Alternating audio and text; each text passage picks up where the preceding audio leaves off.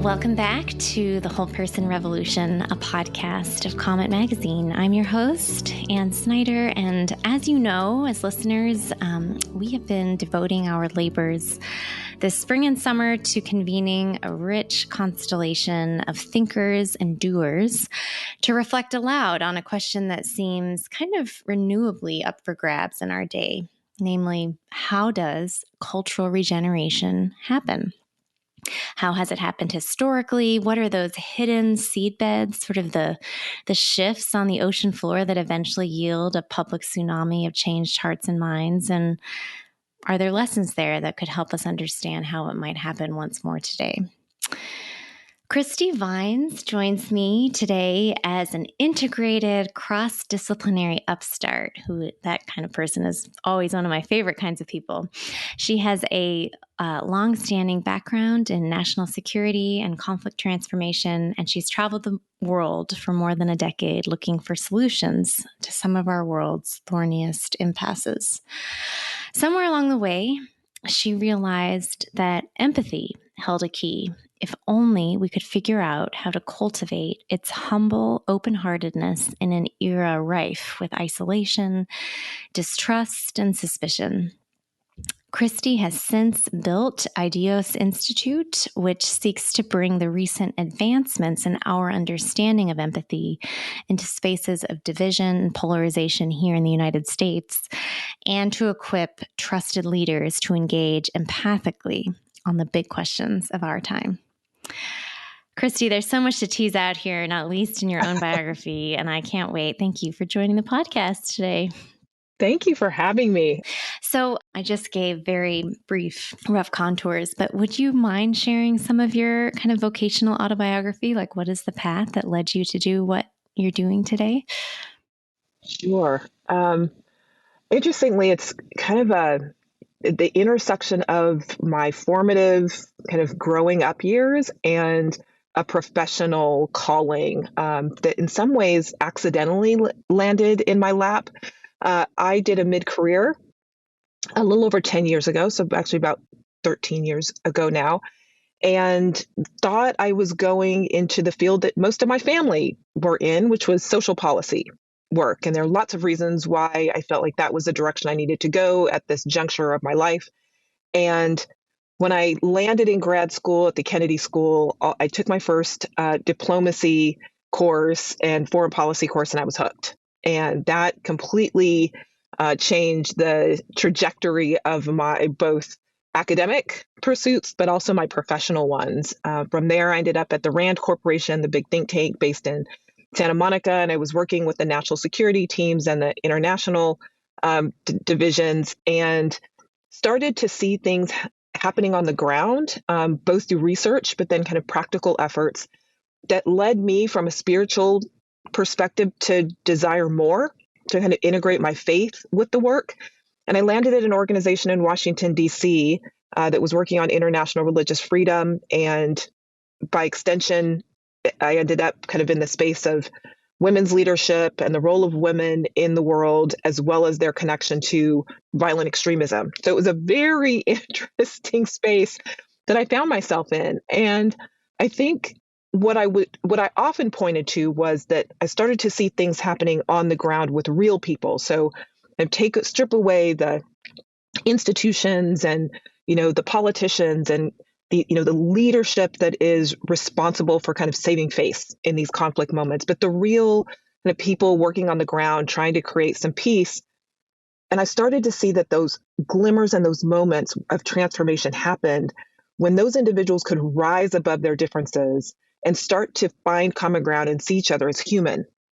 And it wasn't until years and years later, after I left that work and kind of found myself back in California, figuring out what was next, that a friend of mine said, Christy, we've been talking about kind of all of this, political upheaval and the racial tensions that are happening and all the stuff, like all the things that we've all experienced over the past many years.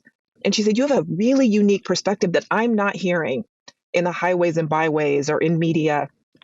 And I think it's something that you might want to explore. Well, through prayer and lots of consideration, a week later, I found myself sitting and typing out what would become the business plan for Ideos Oh Institute. my goodness. Yeah, it was a week later. And when I look back, I would love to say, yes, everything about my professional life is what led me to Ideos, but it's really my personal life that is 90% of, I think, why not just I founded Ideos, but empathy became kind of the foundation and the core of our work. I come from a mother who was the child of two immigrants, one first generation from Ireland who came over as in her late teens, and my grandfather who came as a merchant marine from the Cape Verdean Islands, so West Africa. Two people who didn't know that in this country, that kind of a relationship was not just not normal or rare, but was frowned upon. On my dad's side, he is a direct descendant of slavery and a direct descendant of a slave master rape of a slave. And so my dad grew up in the Deep South, lighter than a paper bag, if people know that phrase, and so found himself with 12 siblings who could not largely play with anybody outside of their own sibling group because they were too dark to have, to be in relationship or even in community with their white neighbors, and they were too light for most African Americans at the time. And so they found themselves largely isolated. And so my growing up was the melding of those worlds and lots of conversations about all of the things that people say you don't have. So religion, race, politics, all of those things were served up every Sunday at the dinner table in my family. Thank you for sharing that. This is not about me, but I sort of the beginning from a place of high policy, big institutions, top-down thought, survey research, et cetera, theories of change that are pretty systematic to that was very much my early vocational formation. And I always felt a little bit like fish out of water in it, like working in sophisticated think tanks and so on. I mean, of course, I felt very lucky at some level, and I'm grateful for kind of that high conceptual knowledge and to understand how power works and all that. But I always desired like the texture and always the unpredictable, usually contradictory texture of on the ground relationships, people, interior journeys. Sort of the spirituality embedded in that felt easier to see at a grassroots level, and then our own stories as human beings trying to serve a world, how that kind of all integrates with maybe we have pedigreed education or certain kinds of amazing exposure to leaders and institutions, but then how does that all amalgamate into our own histories as human beings, our heritage, as you just powerfully shared, but also, the wounds of our own journeys. As I've gotten to know a little bit more of your professional background, I've been struck by how large and complicated some of the kind of intractable darknesses of our particular era are that you have wanted to figure out. Issues of injustice and oppression and conflict and violence. Would you say that your thinking has evolved on how you even think about these mega forces? How would you have tried to approach the major problems of our time then versus how you kind of think about addressing them now? Oh gosh, they could not be more polar opposite. So for so many of us that are attracted to kind of the big policy world of think tanks, I think we all believe deeply in systems level change, that is where kind of the power structures that be, they have the largest kind of levers for change to happen.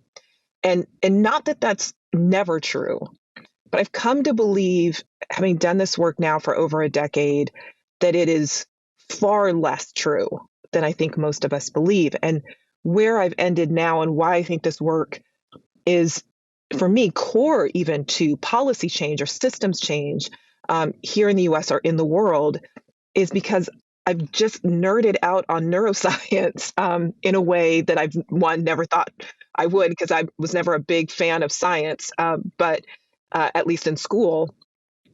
But I've realized that so much of who we are and how we show up in the world has very little to do with the systems that exist outside of us. I usually see those, I call them guardrails. They kind of keep us from going too far outside to the left or right. But what is the largest motivating factor in how we think, engage with others, engage with differences is hardwired in us in kind of our neural brain waves. I liken it to, it's the flight or fight response that we have, but it is so much more complex than that, but yet so simplistic at the same time. I've come to understand that there is this force within us that is defensive, and it is based on the accumulation of information and data throughout our lifetime. It's a supercomputer, and it largely runs on autopilot in the background and so we don't even recognize that it's happening. And so when we are confronted with things like really that are core to our identity, so things like our race, our gender, our religion largely. And interestingly enough, research has shown politics or political identity has now kind of risen to that same level for us, especially in America. When we feel attacked on any or all of those, it is the brain responds, the body responds in the same way, largely as if it was being physically attacked. And so we defend ourselves. And so I tell people all the time, it's not a surprise if you see a bear coming at you, based on the limited information that you have, or the lots of information you have about what a bear can do to you, that it's nanoseconds that your brain will tell you what to do, which is either turn around and run, or if you can't do that, defend yourself. Well, imagine that every major issue that we are wrestling with and the people who represent those issues is the grizzly bear to us. All our brains and our bodies know to do is to defend itself. And so that is what we are wrestling with. And it's so deeply grounded in how we've been formed, how we continue to be formed, which is largely dependent upon our relationships. And so I just believe that the major challenges of our time can only be transformed when we first transform ourselves by being in relationship and having what we call an empathic intelligence that allows us to engage with these hard issues without feeling like the only option we have is defensiveness. So I love this phrase, empathic intelligence. I think a lot of us have heard a bit more about empathy, especially in the last 5 to 8 years. I would love to know how you define it. Most of us know it as, the saying, walk a mile in somebody else's shoes, try to understand or see through their own lens. And I kind of combat that or challenge that framing in two ways. One, if your foot was not formed in the way somebody else's foot was, you will never be able to fit into their shoes. You can't even imagine what their shoe feels like.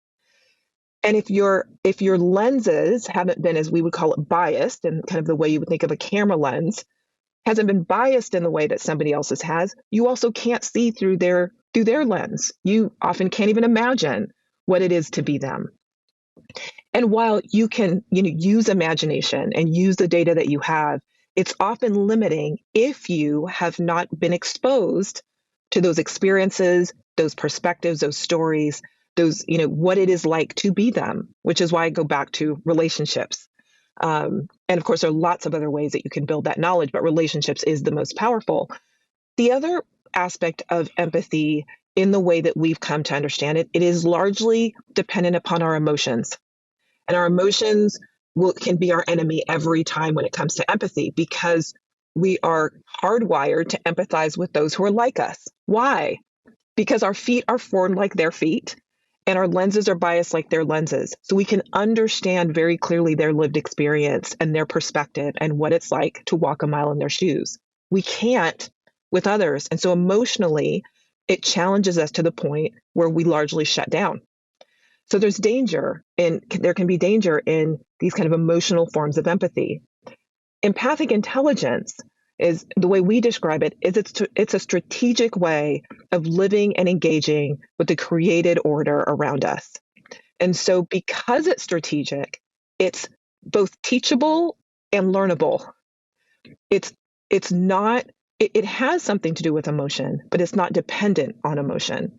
And so it allows us to figure out, how do we start to reform the foot that is on our, at the end of our leg, and how do we maybe re-bias our own lenses so that we can start to understand better what it is to be somebody else. Do you think there's something in kind of Western late modern reality that makes this empathic intelligence that is about sort of full body, like holistic attentiveness to context, to the other?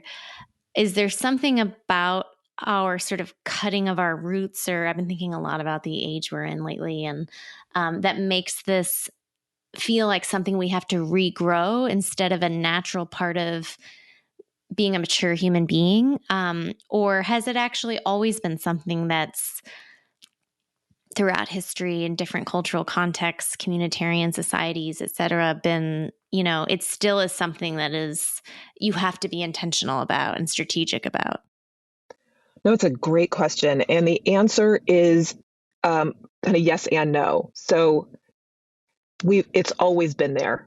It is how we're wired. And there's actually a spiritual concept to this that kind of adds another layer to the work that we do, and to even the idea of empathy, that certainly we can explore. But because of the way we are neurally wired as humans, we are hardwired to be defensive.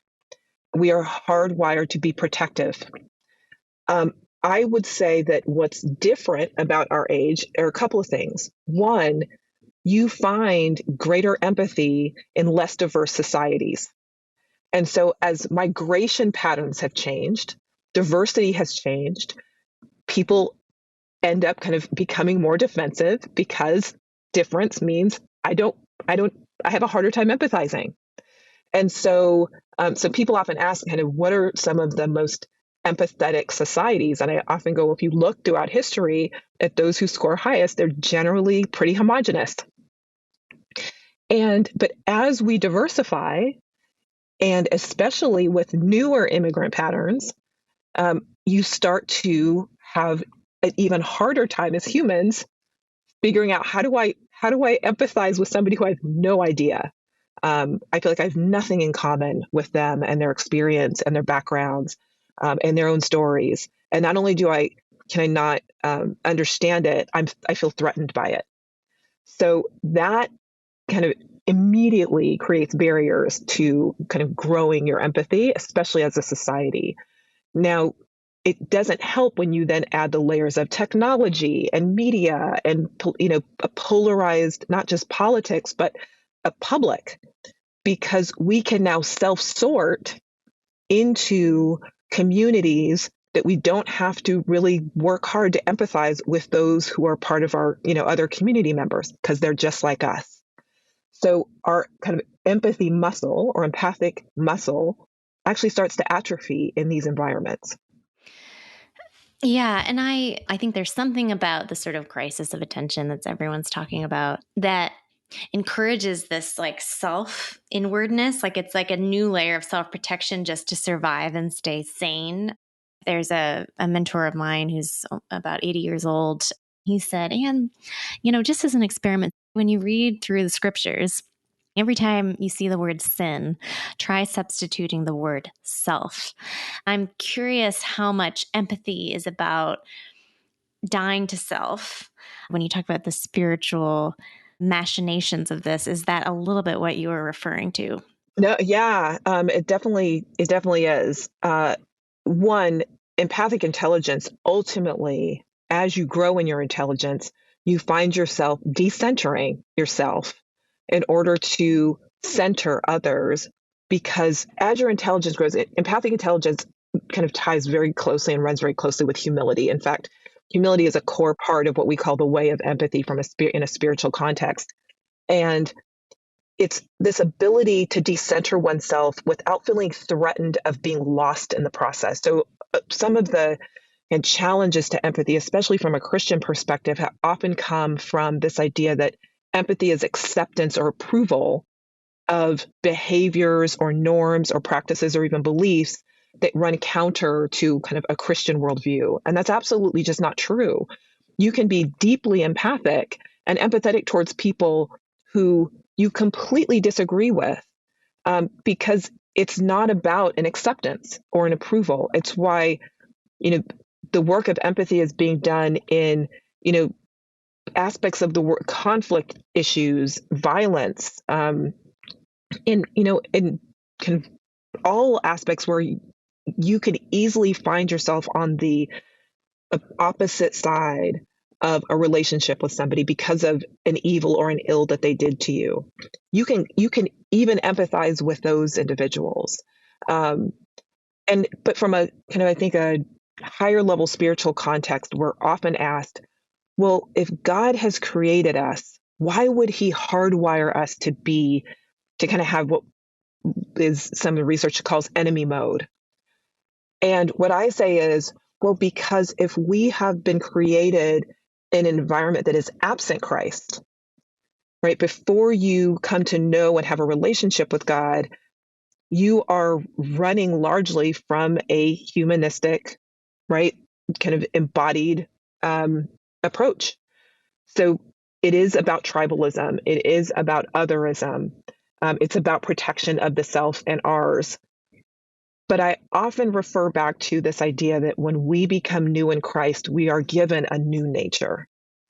And that's so that we have the lens and the eyes of Christ, right? We have a different way of seeing those who we would have normally seen as enemy, because we are to see them as God sees them.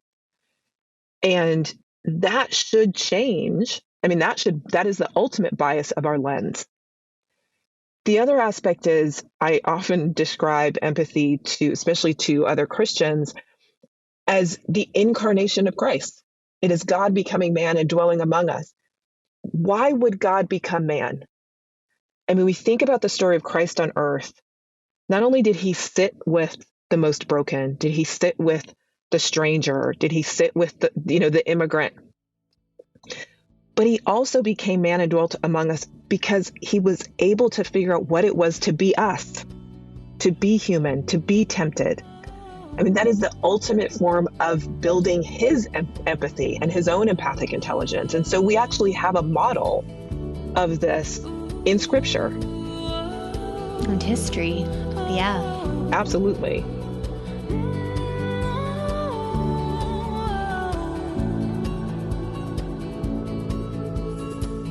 I love hearing that empathy can be cultivated and grown.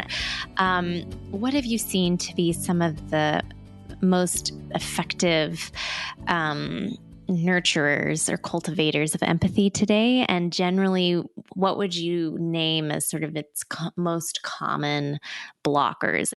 Well, I think one thing to know is that empathic intelligence is a lifelong pursuit.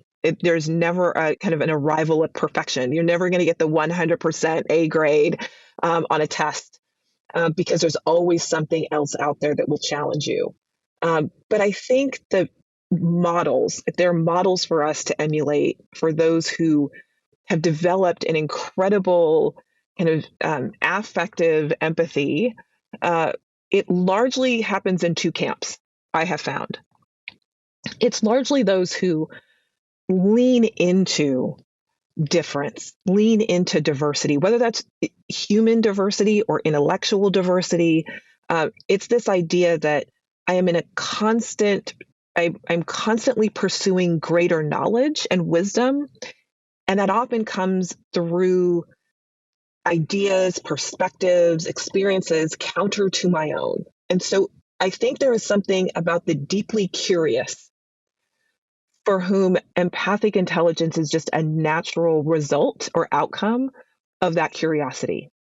I think that in our model, curiosity is kind of the core starting point, that you have to have some level of curiosity in things outside of your own, outside of yourself and your own norms and your own perspective in order to begin this journey. So I think the naturally curious tend to kind of take leaps and bounds in kind of the growth of their empathic intelligence. But interestingly enough, and this kind of dovetails with that, um, people who are just consummate readers also tend to score high in their empathic intelligence, especially those who are consumers of, interestingly enough, um, just the idea of stories, whether it's fiction, nonfiction, biographies, but the idea that Plays, you are yeah. plays, film, but kind of consumers of stories. I have a very dear friend who I always say, if somebody asked me like to imagine a face in the dictionary for empathic intelligence, it's always his face. Um, and this is kind of his story. Is he's grown up as someone who's deeply curious and who is a consumer of stories. And I remember having this conversation with him, and it surprised even him for me to kind of give him this title. And he said, "Why do you think that is?" And I said, "Because you have thousands of different perspectives for whom you have looked through their lens at their story, and that has added to your own knowledge and wisdom. So your lens, rather than being tightly biased, right? You have a very, kind of narrow lens. You have spent your lifetime broadening it story by story by story. And there are few who can say that they have consumed thousands of stories of real people, real human beings, and asked them questions and received answers.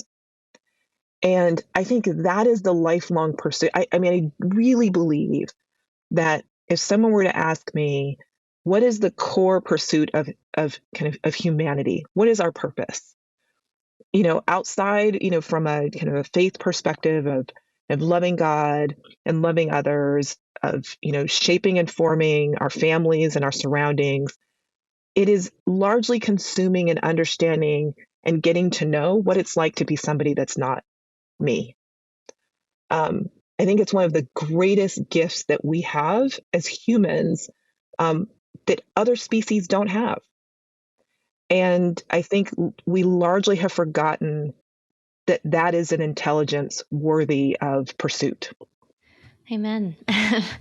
I I love everything you're saying, and I want to add a note of honesty in that um, none of us exists in a vacuum.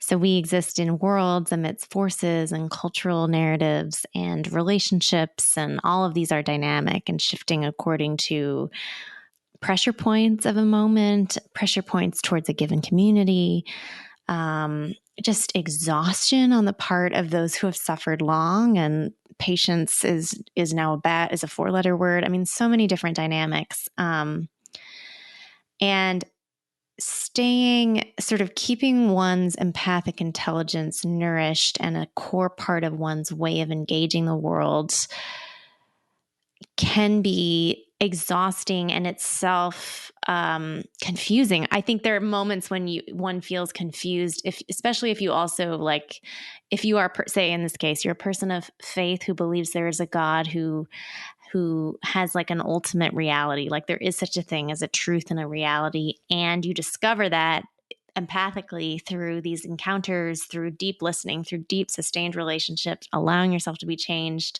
etc., but not at the expense of any grounding.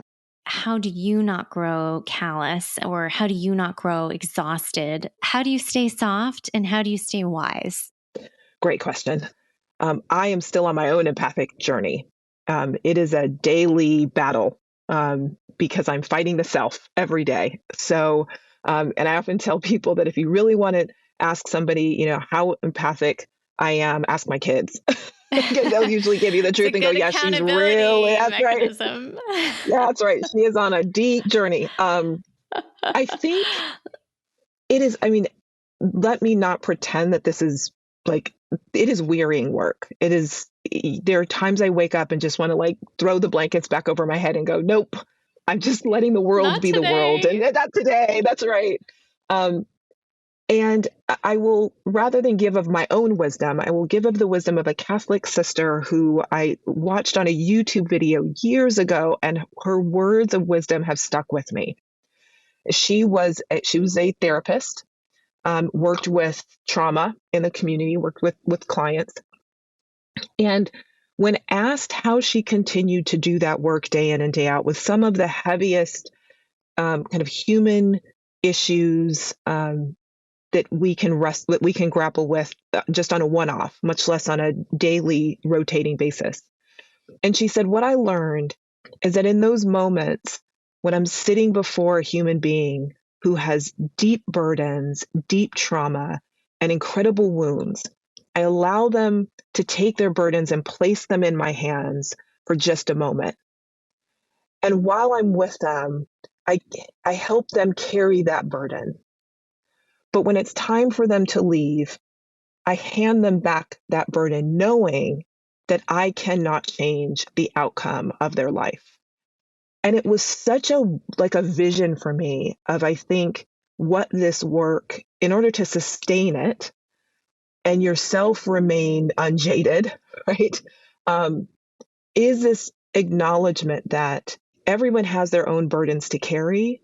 But in the moments where we're exposed to the pains, burdens, heartaches, challenges of another, that if we could only even imaginably sit with them and think about what it is to be them, what is that burden like that they're carrying? And while we may not be able to take it on because we're not, their therapist, and we may not even be in direct relationship with them, it's the idea that when that part of our life shuts off, so when that TV show or that news, that media piece or that, debate that you were in, when that stops, we get to hand off that burden or that moment back and kind of go back into kind of regular life for us. And so I give all credit who I wish I can't even find this video. I tell this story all the time and people go, oh, I want to see that video. And I go, I can't find it. And I don't remember her name,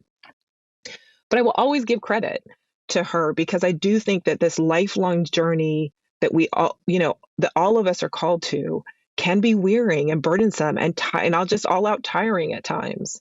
But it has become such a gift to know that in those moments where I'm like, okay, that conversation is over, or that, that media piece is done, or I'm turning off the TV, or I'm shutting out the world, I can give back all of those burdens and those challenges. I'm also okay with kind of the idea that what I believe and what I know and my own story and my own perspective actually matters too. And so it's a constant wrestling. And I think this journey, this empathic journey of how do I hold what I believe in one hand firmly, while also taking the things that challenge it every day and holding it with equal weight and realizing that at any time those balances can change depending on what I do with them. What a gift to pluralism in the best sense you are, Christy Vines. Thank you so much. Really, I have this phrase coming to mind. You're either like an institutional mystic or a Sherpa vis-a-vis how we navigate our times. You decide which one floats better with you. But I'll take both. You'll take both? Okay. But thank you. There's some powerful stuff here. And I love that you've been nerding out on neuroscience, and it's kind of exciting. I love when you discover the innards of a discipline that are in real time, discovering things that actually map on to the ways in which other disciplines have understood the human person and human flourishing for centuries and millennia. Thank you very much. Well, thank you. And thank you for being along in this journey right alongside with me.